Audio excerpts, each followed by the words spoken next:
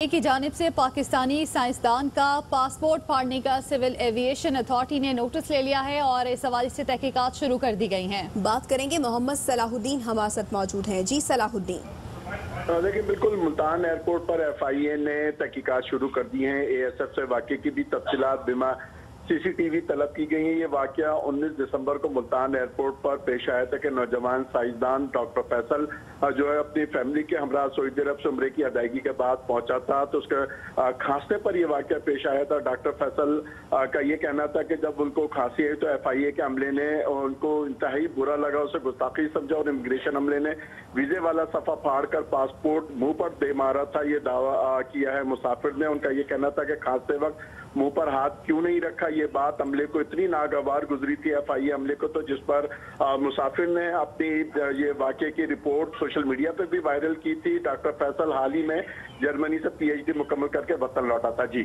ठीक है, बहुत शुक्रिया आपका अपडेट करने के लिए।